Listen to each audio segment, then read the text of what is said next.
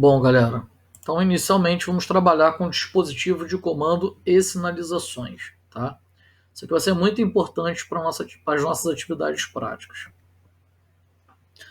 Bom, então o que nós vimos até agora, né, foi essa parte todinha, né, de rede elétrica, seccionamento, proteção contra curto-circuito, proteção contra sobrecarga, dispositivo de manobra e motor, tá? Inclusive, se vocês quiserem, a gente pode repetir a primeira prática de uma forma muito rápida, até porque 99% dos componentes dela a gente vai usar para a segunda prática, né? Então, a gente automaticamente vai estar fazendo a primeira prática, né? Vamos fazer isso, tá? A gente repete a primeira prática, mas de uma forma muito rápida. Eu vou fazendo a primeira prática, fizemos isso, e eu passo a dar mais atenção para a segunda prática, que é a continuação daquele circuito. Então, nós fizemos até aqui, ó, proteção contra sobrecarga e pulamos para o motor, né? Então, a aula de hoje, né, nós vamos falar sobre os dispositivos de manobra, né, e vamos falar também, né, sobre os circuitos ao qual a gente integra tudo isso daqui, ok? Então, a gente faz isso, a gente dá uma revisada muito rápida na prática 1, porque dela a gente vai usar para fazer os componentes da prática 2, 3 e 4. Né? Bom, dispositivo de comando e sinalização.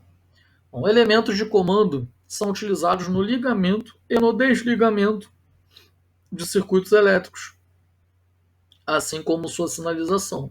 Né? Ligar e desligar lâmpadas, um conjunto de lâmpadas, por exemplo, ou ar-condicionado, grupos de ar-condicionado, ou ar-condicionado central. Né? Então, esse tipo de comando nos serve. Aí vamos falar sobre as chaves primeiro. Né? Então, chaves de impulso, que são chamadas as chaves sem retenção. Né? Aquele botãozinho que você aperta, né? Ele avança, você despressiona, ele volta. Tem uma molinha. Então, a chave de impulso só permanece acionada mediante a aplicação de força externa. Se essa força sair, né, o dispositivo voltará à sua posição inicial.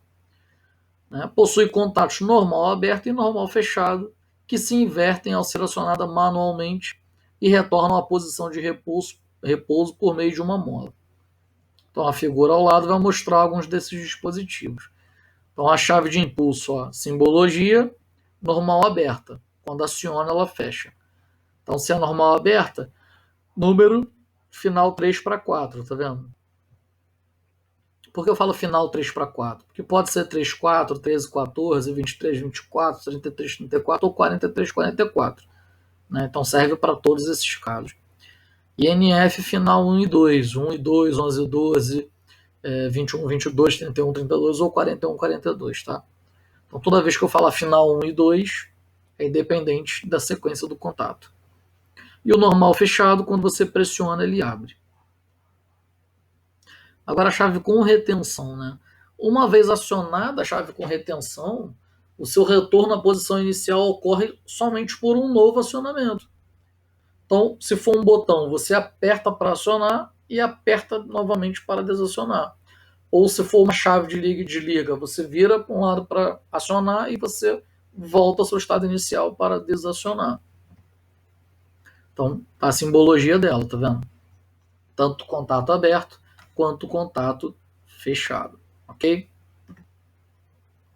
Bom, chave com contatos múltiplos, né, também chamados de sem retenção. Então, as chaves com contatos múltiplos, com ou sem retenção, né, são chaves com vários contatos NA e NF agregados. Né? Então, quando você pressiona um contato, todo mundo que é aberto fecha, todo mundo que é fechado abre. Seja ele, né, por chaves de impulso ou chaves com retenção. Tá? E as sequências são em ordem crescente, né, dos contatos sendo abertos ou sendo fechados. Chave seletora. Né? Ela possui duas ou mais posições que permitem selecionar uma entre várias posições disponíveis, determinado processo de acordo com um ponto comum, né? Também são chamadas de chaves comutadoras. Na verdade, ela é mais a nomenclatura para ela é mais usual como chave comutadora do que como chave seletora, né? Então, por exemplo, entra o meu sinal de tensão no ponto comum, aí ele é deslocado para o NF e quando eu pressiono o botão, ele faz a comutação, né, de 2 para 4, né, de NF para NA, assim como se for uma chave com retenção. As chaves manuais são exemplos de dispositivos de manobra para motores elétricos. Provavelmente, as chaves manuais representam a forma mais simples e econômica de fazer esse procedimento. Sua constituição física depende de sua aplicação e do fabricante, né? O funcionamento elétrico dessas chaves manuais, ou seja, como são fechados, né, seus contatos internos vai depender da aplicação da chave. Elas podem ser específicas para determinada máquina ou aplicáveis, né, em situações gerais. Então, por exemplo, aqui, essas chaves, né, você liga, ela é mais robusta, né? Então, o contato elétrico dela é muito mais robusto. Ou seja, se você quiser jogar um trifásico direto para o motor, sem passar por um circuito de comando e segurança, essa chave é mais indicada. Ah, mas eu uso o disjuntor direto trifásico. Só que o disjuntor não é chave, tá?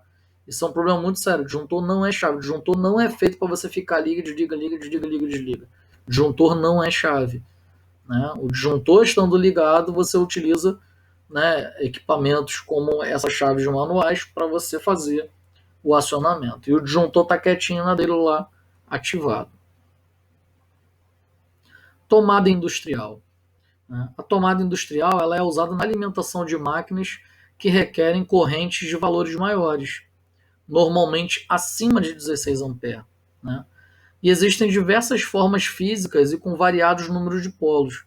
Por exemplo, trifásico mais neutro, mais terra, duas fases mais neutro, três fases mais neutro, né? Então já vem, né, a posição correta dessas fases, desses terminais, né?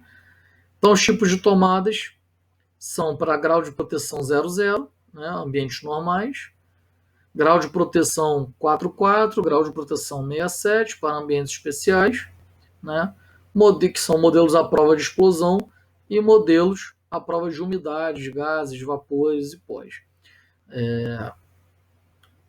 Lembra do IP, uma tabelinha de grau de proteção? Aí o primeiro número ele está relacionado a isolamento de poeira. E o segundo número da sequência aí está relacionado à segunda tabela do segundo algarismo sobre a permissão ou não de incidência ou submersão à água, tá? Então, essas tomadas também atendem a têm grau de proteção. Então, na instalação dessas tomadas, é importante criar um padrão para a conexão dos fios, para evitar problema de sequência de fase em outros condutores, né, ou inversão de fases. Então, aqui, por exemplo, ó, a tomada fêmea, tomada macho. Tomada fêmea, tomada macho. Então, olha como é que é tudo mais robusto, tá vendo? Então pode ser uma tomada 220 volts. A gente acha que tomada stack é só para tensões 380 para cima, mas não. Pode ser para 220 volts também, né? Só que os contatos são muito mais robustos porque subentende que trabalham com correntes muito mais elevadas. Tomada macho e tomada fêmea, tá vendo? Outros modelos ó, trabalham com intensidade de correntes menores. Botoeira, né? Também chamado de botão para ligar ou desligar, né? E chave fim de curso. Então, a botoeira ou botão liga e desliga, né, e fim de curso são interruptores usados nos circuitos elétricos industriais.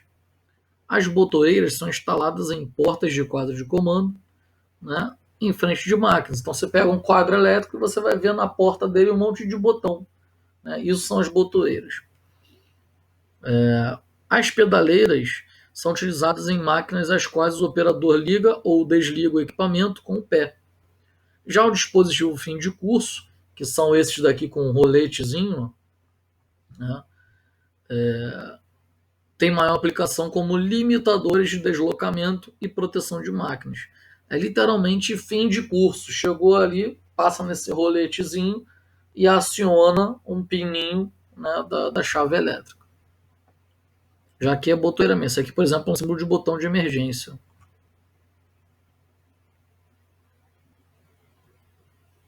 As botoeiras são dispositivos auxiliares de comando que atuam no comando das seguintes funções: né? Comando de contatores, né? Energizar os contatores, comando de sinalizadores, e cada cor de botão indica um tipo de atividade conforme descrito por norma, e cada empresa pode criar seu próprio padrão, né? Então, a figura abaixo, né, mostra alguns dos tipos de boteiras conforme a IEC 60947-1, atualizado em 2011. Né? Então, fim de curso a rolete, pedaleira, botoeira de dupla isolação para circuitos auxiliares, manipulador, né, uma alavancazinha elétrica. Você joga para um lado, ela fecha o contato elétrico, joga para o outro lado, ela abre o contato elétrico. Botão de impulso, né, chamadas botoeiras, única, né, e não já em um kit assim. Fim de curso com pino, né, encostou nesse pino aqui, ele faz o contato elétrico. Conjunto pendente, então essa tomada ela vem de cima, né, fica pendurada no meio da fábrica, do chão de fábrica, aí você tem acesso a ligar, desligar, retornar o processo. Botão de emergência tipo soco, né? Comutadores, você pode desligar, ligar para um lado, ligar um circuito ou ligar outro circuito, né? E cabeçotes para comutadoras com chaves. Esse daí é o lance do segredo, né? Então você vai com a chave ali, liga o teu processo, saca a chave. Então ninguém consegue desligar. Ou ao contrário, vou desligar para a operação, desligo, saco a chave e ninguém tem acesso a ligar. O quadro a seguir, né, vai apresentar identificações de botões segundo a norma IEC 73 e VDE 0199. Tá? Então, a cor vermelha, segundo essas normas, né, para parar ou desligar. Então, parada de um ou mais motores, parada de unidade de uma máquina ou parada de ciclo de operação. A cor vermelha também é utilizada para emergência, né? Que é o caso desse botão aqui tipo soco, tá vendo? Existe esse mesmo botão de cores diferentes, mas se é associado ao botão de emergência, tem que ser vermelho, né? Então, parada em caso de emergência, né, e desligar em caso de superaquecimento perigoso. Parar, ligar, pulsar, né, cor verde ou preta. Então, serve para partida de um ou mais motores, né? Aí você bota as cores diferentes, verde ou preta. Partir unidade de uma máquina. Operação por pulso, né? Ele funciona enquanto eu estou pressionando. Se eu deixo pressionar, ele para de funcionar. E energizar circuito de comando, né? Energizar o quadro elétrico. A cor amarela é quando se trata de intervenção. Eu quero fazer intervenção no sistema, eu quero parar, vou lá, aperto o botão amarelo. Então, eu quero retroceder, eu quero voltar, né? Quero fazer o meu motor voltar, ou quero interromper a condição anormal. A cor azul e branca, qualquer função exceto acima, ou seja, reset de relé térmico ou comandos auxiliares que não tenham correlação direta com o ciclo de operação da máquina. Por exemplo, a minha esteira está funcionando, então eu quero que acenda uma lâmpada branca para dizer que o meu sistema está em operação. E eu quero que a minha luz azul indique que o meu sistema está fora de operação. Aí você de longe, você à distância, você já sabe o que está acontecendo, com base no código de cores. A NR12 atualizada é uma norma de segurança para equipamentos, proteção de equipamentos. ela inverteu, tá, as cores verde com vermelho. Então, se você é comum você pegar um equipamento mais atualizado, um equipamento novo, e que esteja atualizado na NR12 atualizada, né, de 2012 para frente, e que ela venha com essas cores invertidas. O vermelho, né, liga a operação e o verde que desliga a operação. O vermelho parte e o verde para. É comum, tá? Então não se assuste. Se você vê equipamento desse jeito, é porque ele está, né, atualizado a nova NR12. Que subentende que a cor vermelha significa carga quente, ou seja, sistema em operação, né? E a cor verde significa carga fria. Painel energizado, mas carga fria, ou seja, siga, você pode ir para o painel fazer manutenção. E a cor vermelha, inclusive para sinaleiro, significa que pare, não faça manutenção porque o sistema está em operação. Então inverteu essas cores. Os sinaleiros são usados quando a necessidade de indicar um estado da máquina ou da instalação, né, existem os sinalizadores sonoros e luminosos. Com o sinalizador sonoro, usamos geralmente sirene ou campainha, né, chamado de buzzer. Né? E na sinalização luminosa são vários tipos de sinaleiros existentes. Inclusive existem sinaleiros que ele vem com a campainha junto. Então, além de tocar uma sirenezinha, ele acende na cor desejada. Então, eles são usados nas portas dos quadros elétricos, né, os quadros de comando, comando elétrico e comando de força, na frente de máquinas. Né? Por exemplo, na parte superior de máquinas, em alguns casos. A cor do sinaleiro pode indicar alguma função específica. Então, vamos ver no quadro a seguir, atendendo a mesma norma IEC, né, o sistema de sinaleiro de cores. Né? Então, a cor vermelha para condições anormais, perigo ou alarme. Né? Então, a temperatura excedeu o limite de segurança. Ou aviso de paralisação, sobrecarga. Aí a cor vermelha acende. A cor amarela, no caso de atenção, de cuidado. Exemplo, o valor de uma grandeza se aproxima do seu limite. Aí acende uma sinalização amarela. Cor verde, né? Condição de serviço, né? De segurança. Então, indicação de que a máquina está pronta para operar. Né? Então, beleza, tá verde, ela está pronta para operar. Circuito sob tensão, né? A cor branca. Então, funcionamento normal, você quer dizer que todo o teu sistema está funcionando. É uma máquina em movimento. E a azul, informações especiais, exceto acima. Exemplo, sinalização de comando remoto, ou seja, a cor branca é a máquina em movimento, então o ciclo automático.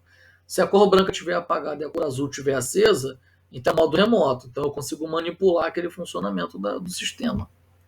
Ou sinalização de preparação de máquina.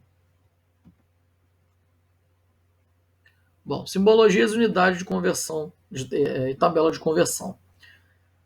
O objetivo de conhecermos a simbologia dos componentes é exatamente facilitar, né, o processo de construção dos circuitos elétricos.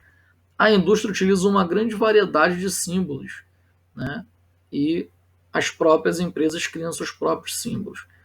Mas você deve saber que há normas de padronização. Né?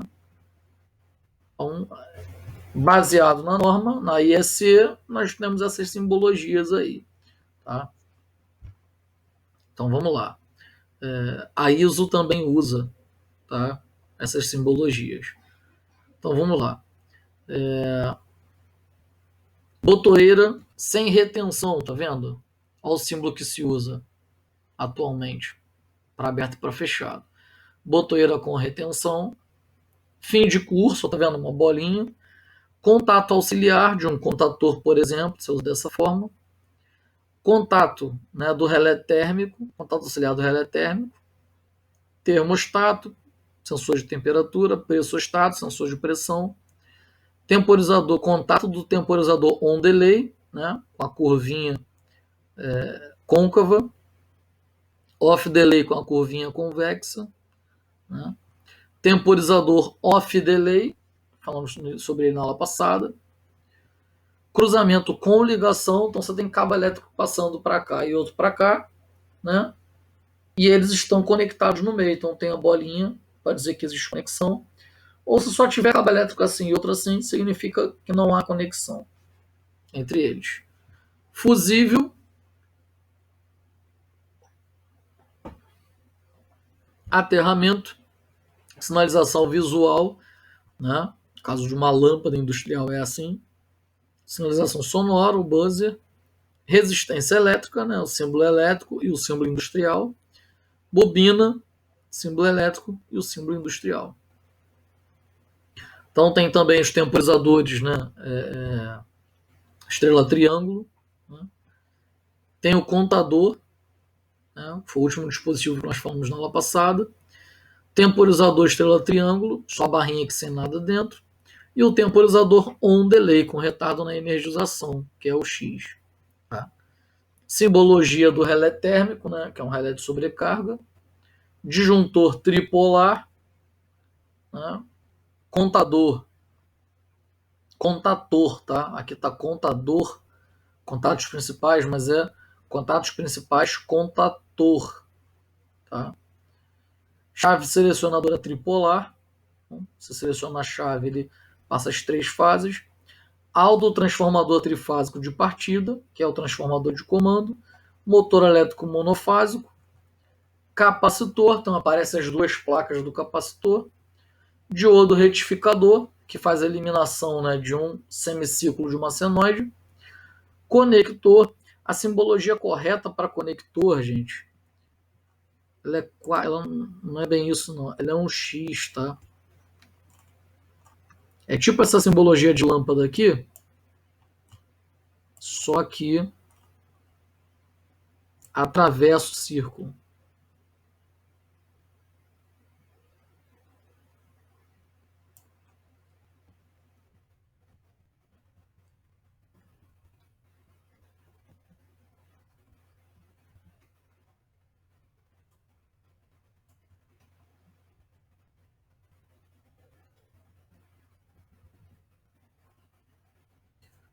Essa é a simbologia correta para conector.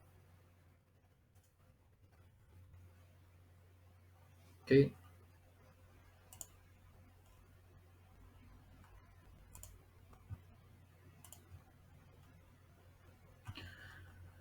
X atravessado. Instrumento de medição, o caso do voltímetro, né? Motor trifásico de 2 velocidades, motor trifásico de 2 velocidades em rolamentos separados. Nós só vamos usar, gente, freio mecânico, né? Nós só vamos utilizar o motor trifásico, tá? Talvez motor monofásico, mas trifásico é certo, a gente trabalha bastante. Bom, aqui, né, encerra a parte de sinalização.